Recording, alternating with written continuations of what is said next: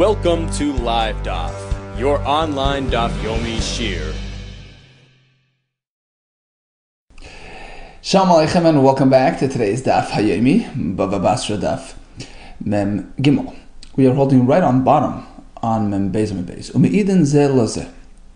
So Shmuel told us that two partners, two shutafim, can help each other, can testify on each other's behalf. We have a property belonging to Reuben and Shimon as a partnership. Comes along a fellow and puts a claim against Shimon's part of this property. Reuben could come along and challenge Levi in protection, in defense of Shimon. Asks the Gemara why. Reuben is biased. He's not neutral because he has an interest in maintaining Shimon's portion, because if Shimon loses, then Reuben also loses, because they both share this property equally. Amai, Noigin Beidusenheim, they're involved. They have a vested interest in this type of testimony. So how could one partner testify on behalf of the other? Well, Hachabimai Skinner says the Gemara apparently was speaking where there is no agenda. The cause of lay. Reuben had already written off his part, had already abandoned his portion of this partnership, and Shimon had assumed full ownership, in which case Reuben no longer has any interest in this asset. The cause of lay, because Reuben wrote off to Shimon, he gave him a document which contained the words din udvarim, any sort of interaction, business involvement. I have nothing to do with this. Ainly I have nothing to do with this field. So he's uninvolved. He has nothing to gain from this testimony, and therefore he's allowed to be involved now. Asks the Gemara, but just writing in this manner isn't really a form of giving. He didn't give him, he just sort of backed off from his part. That's not enough. Siluk is not enough. You can't just back away, you have to actually give it to your partner. In a matana format, right? Just because you wrote it to him this way. How does that affect anything? Tanya, we have a brisa. If one partner tells his friend, din udvarim ainli al sadadu, I have nothing to do with this field anymore, and I have no involvement. My hands are backed, are disinvolved. All similar types of expressions indicating that he's backing away from this partnership. It's worthless. You have to actually give it. Skinner says the Gemara, you're right, he did. He made an actual kinyan. Rashbam says kinyan sudar. They switched he gave him a handkerchief, an item, and he gave him the part of the field in exchange for that item. So it's a proper kinyan, a proper gift. And now he's really uninvolved. He has no vested interest. He has no agenda. He's perfectly neutral and unbiased. Asks the Gemara, but he's not yet perfectly unbiased. He still has an interest in Shimon winning the case. Just because he made a kinyan, who cares? Reuben still has some gain because he can provide it to his Baal Chayv. Meaning, suppose Reuben borrowed money from a bank, and afterwards he did this transaction with his partner. He gave him his part of the field. And now Reuben defaults on the loan. The bank can come collect from this asset that he had given Shimon post-loan, because it's mishubad, it's bound to that loan. It's committed to the repayment of the loan. So he surely does have an interest in maintaining Shimon's ownership, rather than let some random fellow cash in on his claim of ownership, in which case this field will no longer be accessible to Reuben's bank as one of Reuben's assets, because it's been proven otherwise. It's been proven that it belongs to the other person. D'amar Ravin, Bar Shmuel, Mishmei de Shmuel, as we learned, Hamoicher Sadel Chaver Shlo Bachrayis. Suppose Reuben, just strangers here, no partners. Reuben sold his field to Shimon. Shaloi Bachrayis, without the Achrayis component. Achrayis typically means it's warranted against any losses. No, I'm not taking any responsibility. Okay, if it's taken from you by my bank, too bad. And now comes along a stranger and claims ownership. He claims that this field belonged to him all along. It was never Reuben's. Can Reuben come and defend Shimon? Can he vouch for Shimon? He cannot. Ein made lo yaleh. You know why? Because Reuben has some form of gain. Exactly this, because by vouching for Shimon and ensuring that Shimon gets the property, he's basically also arranging, in a roundabout way, some gain for himself, because he's making it available for his bank. If in fact, this is Reuben, if in fact he defaults on his loan. So he has a negeya be'edus. He's negeya. He's touching the edus, meaning he's involved. So likewise, in our case of partnership, why don't we have the same issue? Skinner was speaking the kabbalah achrayis. Apparently, when Shmuel allows Reuven, one partner, to vouch for Shimon, the other partner, was speaking that Reuven had undertaken achrayis. He had committed himself to guarantee this gift. Look, I'm giving you this thing, and if something happens, I reimburse you. So you can't speculate that he has an agenda, that he's trying to make it available for his bank, because if his bank seizes this property, he's going to have to reimburse Shimon. So what's the gain? Well, it says the Gemara, achrayis de man. Who is the achrayis directed at? Meaning, there are two possible developments here. Either Reuven's own personal, bank can come along and seize the property. That's called achrayis. The asyule machmaseh, his own personal issues. And then we have achrayis de almo. Suppose a random person, let's call him Levi, Yehuda, will come along and claim ownership. Well, this thing was always mine. This was stolen from whatever, right? So it's called achrayis de almo, an external claim. So now when Reuven promised achrayis to Shimon, I'm going to defend you, I'm going to back you, I'm going to reimburse you for any losses. Losses based on what? Internal claims or external claims? Achrayis de man. Inem achrayis de almo, external claims. Well, then certainly Reuven is biased. Certainly Reuven has an agenda. He has a reason why he's trying to defend Shimon. Of course he wants Shimon to maintain ownership, because otherwise Reuven has to pay him back. Apparently he didn't vouch for external, attackers. He vouched for internal attackers, that if his own personal his own personal bank will come and collect, then he's backing up, this gift. He's going to reimburse Shimon for any losses. So now there's no reason not to trust him, because either way he'll have to incur this loss. What's the concern? That maybe he's backing up Shimon because he's trying to save himself an extra expense. Well, either way, you're going to have to pay that money, either to the bank, or if the bank seizes the property, you're going to have to reimburse Shimon. So he has no negiyas, he has no agenda, he has no gain, he has no possible benefit, and therefore he's neman in his edus. Asks the Gemara. Now this is all based on the fact that he was mesalik himself, right? He sort of disengaged from this property. He gave it away. Does this really work? Disconnecting, does that make you uninvolved? V'atani, we have a brisa, b'nei ir, shenignav sefer Torah shalahem. We have a sefer Torah stolen from a city. So all these residents cannot be involved in litigating this case. Right? If they nail down the suspect and they're going to take it to court, the local residents who were affected by this theft cannot be involved in judging and testifying, because they're all involved parties. Okay, they need to be at arm's length. They're not. You can't use judges from that city. Nor can you bring edim and testimony from local people. Now, if this siluk process works, this disengagement system is effective,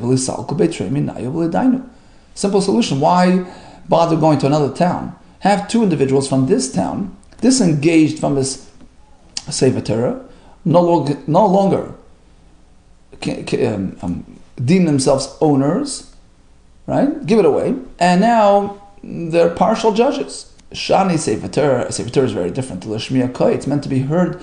You read from it in the shul. You can't disengage. Everybody has to have Kriyas HaTorah, so it's not a feasible solution. Tashma, comes another kasha. A fellow promised $100 to benefit, this town over here, fix their potholes, etc.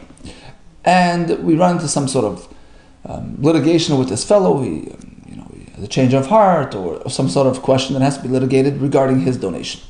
Once again, you cannot use local individuals who have of an interest in this money. And the question is why? Let them disengage, right? Says the Gemara, Hachenami b'Sefer Torah. Here as well, we're speaking about a Sefer Torah that he was donating for. He was going to contribute to a new Sefer Torah, and inevitably they all have to benefit from that. You can't disengage. Interestingly, if you look in the Rashbam, the question of Lisalku Betrei Minayid, Rashbam learns is like this: either they should not have any anah, or they should lay out a matching amount. This fellow promised $100, so let two people get up and say, we're matching the amount, we're giving $100, so we have no gain from this person's donation, now we're totally neutral. The Gemara answers, it's a Sefer Torah. You can't disengage. True, you have to make use of the Sefer Torah, everybody does, but what's wrong with that solution? Once they've paid,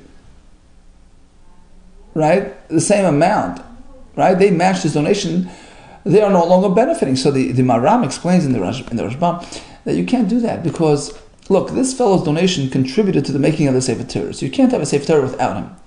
Now, the question of whether they'll actually benefit from it, meaning if they lay out a similar amount of money, so they're just sort of replacing his donation, but that can only work by physical phenomena.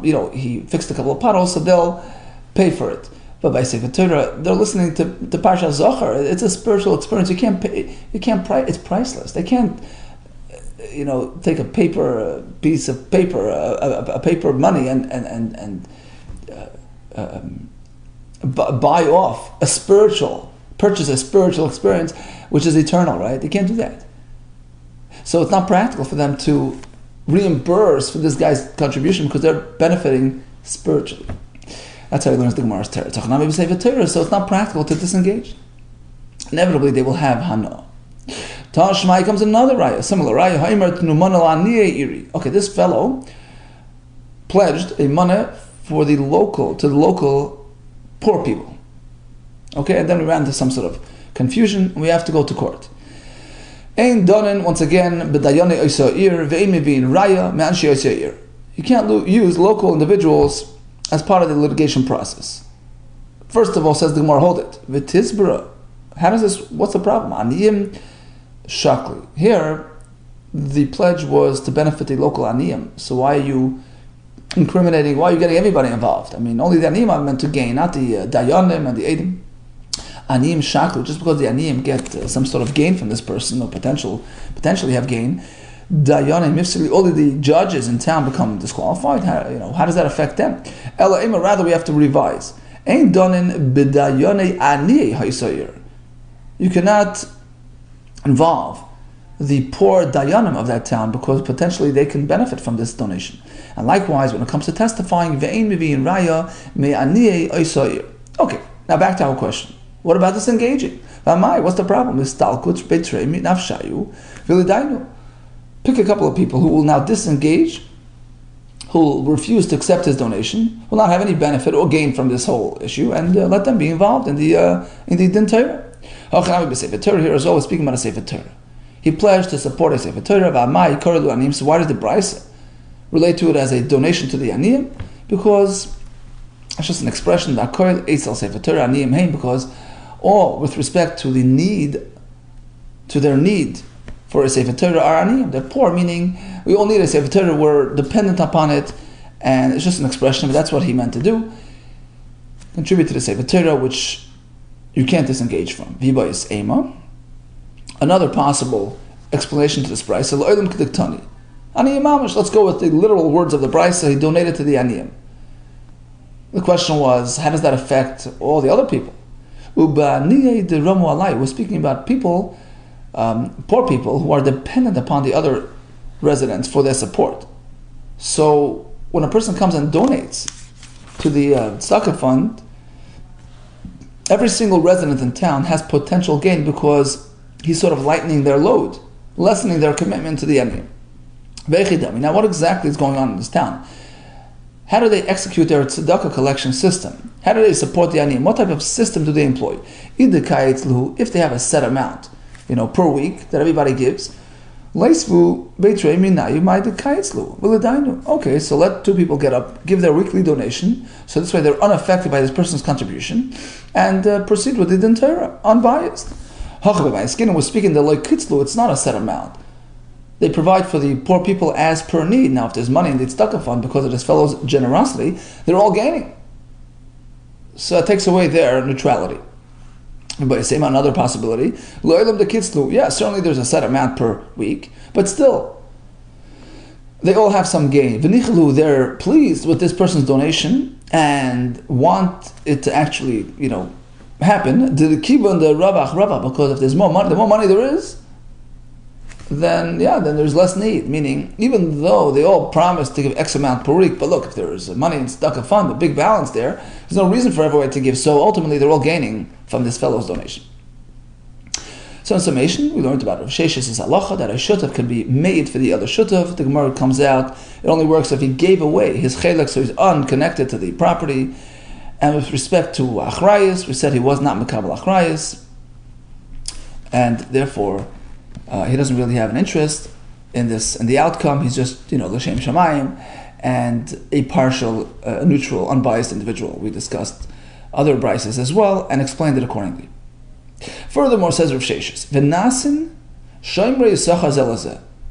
So again, back to the partners. Reuven and Shimon own a fleet of cars. So Reuven is looking after 5 cars today, Shimon after 5 cars. Rav Sheshes seems to say that Reuven and Shimon are both responsible if something happens, if it gets lost or stolen, like a shomer yisachar, as though he's getting paid for his work, because ultimately they're helping each other out, and they have gain and benefit from what they're doing. Because when I watch this, you watch the other part, right? And therefore they're wholly responsible. Amai, why? Shmira bebalami. True, Reuven is looking after these cars, but at that very moment, Shimon is looking after Reuven's cars as well. That's called Shmira bebalam. We have this back in Bava Basra, Perik HaShoel. If you undertake achrayus for something, if you're watching something, but at that same time the owner of that item is serving you in some capacity, the item doesn't totally become yours, so to speak, under your watch, under your care, under your full responsibility. No, you're not responsible because the owner is around. The owner is serving you in some capacity. You're potter. It's called Shmira bebalam here as well. True, Reuben is looking after these 5 cars, but at that very same moment, what's happening on the other side of town, Shimon is looking after their cars as well. That's called Shmira bebalam. Shmira bebalami. Amar Papa, not speaking that he's watching 5 cars and he's guarding 5. He's watching the whole fleet today. They alternated. I take one day, you take one the other day. The Amalei Shmerli Ayayim, Reuben told Shimon, look, you watch everything today, Vani Eshmal I'll watch for you tomorrow. So at that very moment, the other partner is uninvolved, and therefore he's a regular Shomer Sach. Tan Rabban, here comes a new brisa with 2 parts. We'll start today and B'ez Hashem continue tomorrow. Tan Rabban, Machar loy bayis, Machar loy sadeh, Ein meid loy eleh. Okay, a seemingly simple case. Reuven sold Shimon a piece of property, a house, a field, and somebody comes along and challenges Shimon's ownership, claiming that it was really his. Reuven can now come vouch for Shimon. It cannot. Ein meid lo eleh cannot back up Shimon. Why? Because there's achrayus here, which is going to go back to Reuven, meaning Reuven vouched for this property, and therefore he's more than interested in having Shimon keep the property, lest he be required to compensate Shimon. So he has a vested interest, he has a negius, he's biased, he's not neutral. Ein meid lo eleh. But if it's just an item, machar le para, machar le talis, it's not a real estate related item, a cow, a garment. In this case, if there's trouble, meid lo eleh, Reuven can come back up Shimon because the achrayus factor here does not exist. And the Gemara soon will ask, what's the difference between real estate and other items?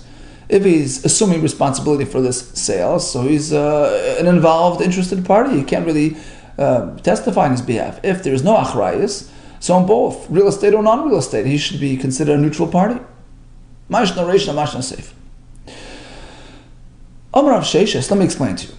It's much more complicated than we thought. There are more steps, more details to the story. Reisha, in the initial case, in the real estate sale, was speaking Beruven shegaz hasada mishimon umachra leLevi.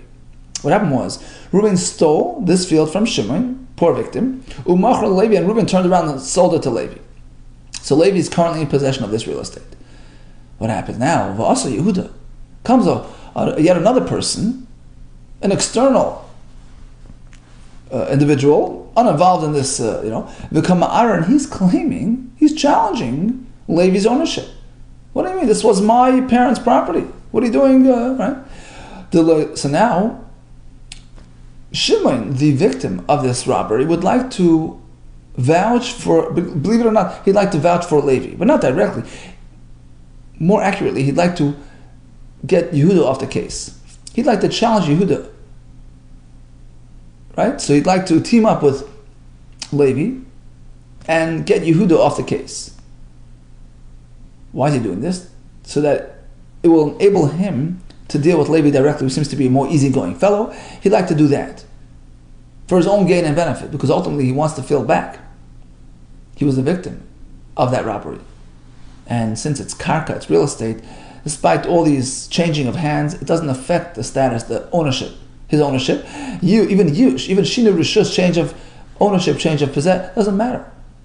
Halachically, the karka, Rashbam says, karka ein exels, karka cannot be stolen. It's still connected to its owner in a very intimate way.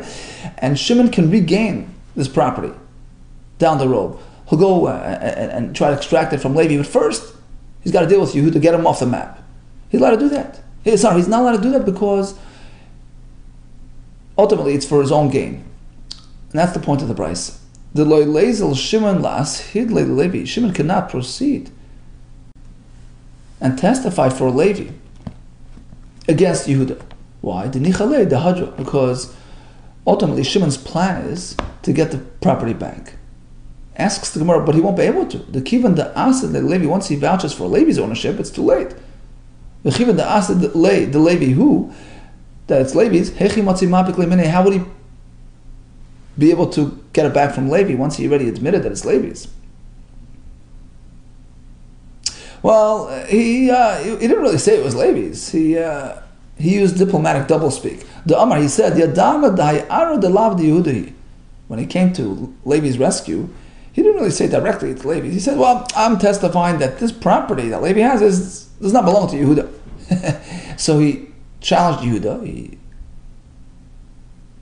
got Yehuda off the case. And the property now reverted back to Levi. And then, after he comes up with his own proof of ownership, he'll go and challenge Levi and get the property back. Asks the Gemara once again, what's the point? What's his objective in allowing Levi to hold on to the property? Why does he have to do all these ubahusa with the same claim, the same right, the kamapik Levi, which he's going to use to eventually retrieve his property from Levi?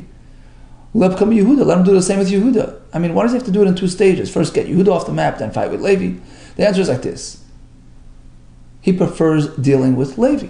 Because he's saying, the second individual is more cooperative, easygoing. Harishan Kashemena, the first fellow is more difficult to deal with. Rashbam says actually it should be the other way. The first person, meaning Levi, the first person that he encounters is more cooperative than the second fellow Yehuda, but the Gemara uses a lashon which is found in a Mishnah in Ksuvos, but it's the same idea. Basically, he prefers dealing with this fellow over that fellow, so he's going to first step in and try to get Yehuda off the map, but eventually his plan is to challenge Levi directly and get his field back. So this renders him an involved, interested party, non-neutral party, and in which case you cannot accept his testimony. What are you saying, Mom? So hold it, 1 second. So that's pertaining to real estate. Because that can be retrieved, as we explained. Even though there was Yush, perhaps he already gave up on it. There was Shina Rishus. It went from Shimon to Reuben to Levi, right? Doesn't matter. It's still his for retaking. Whereas in the second case of the Brisa, if it's a non-real estate item, talus, a para, once it got that far, it went from this person to the other, and there was Yush, Shina Rishus, he loses rights to reclaim the item. So at this point, he has no interest. He has no possible gain from this whole process. And therefore, he can be involved in the litigation process in defending Levi from Yehuda. Another way to explain why he would prefer Levi maintaining possession over Yehuda, because we're speaking, Shimon, the victim, has two Eidim to vouch for his ownership, and likewise, and Yehuda, the newcomer on the scene, also has two Eidim to back up his claim. So they're contradicting each other, right? There's a hakchash. What happens then? They sort of cancel each other out, and the Chachamim allow the current possessor, the current occupier, to stay there, right? Just status quo. V'amar Rabban would say in this type of case, Ara hecha dekaima take him. The Ara, the property, wherever it is, leave it alone. So he's trying to change that status quo, lest he end up losing that property to Yehuda. So therefore, first thing he does is challenges Yehuda's Eidim, Yehuda's claim, his raya, his proof, his witnesses, right? He has some way to, to challenge him, to disqualify his Eidus. And by doing so, the property now is going to be back in Shimon's hands. Okay, Yehuda is off the map, off the scene. And now, a day later, Shimon brings along his Eidim, who vouch for his ownership against Levi, who doesn't have Eidim at all. So now it's 2 against 0. It's 2-0. So now the property goes back to Shimon. So this is all a plan that he has concocted to retrieve this property, knowing the circumstances, knowing the factors and the elements involved. And that explains why he was vouching for this direction, why he was trying to get Shimon back, Levi back on the property, because ultimately he plans on retrieving it. Okay, let's stop over here at this point. The Gemara will pick up with another kasha and then provide another totally different pshat to the Brisa. Bez Hashem in tomorrow's DAF. Let's just recap this short piece. We have a Brisa. Part A involves a real estate sale where these fellow is going to get involved in the process. We can't let him get involved because he has some interest here. Whereas if it's a para v'talis, he can get involved. The point of Sheshes was speaking that there was a ganav involved. Reuven stole the property from Shimon, sold it to Levi, and now Yehuda is trying to assume ownership. Shimon, the victim, would like to vouch for Shimon, would like to vouch for Levi against Yehuda because of whatever interest he has in returning the property to Levi, and this is all so that he can eventually retrieve it. We can't do that because he's an Negea Be'edus, but this doesn't apply to Paravatalis, where once it's gone that far, he lost it, he can't retrieve it, in which case he is totally objective in this Edus, and he can provide backing for Levi in this case. All the best to you, and Hatzlacha.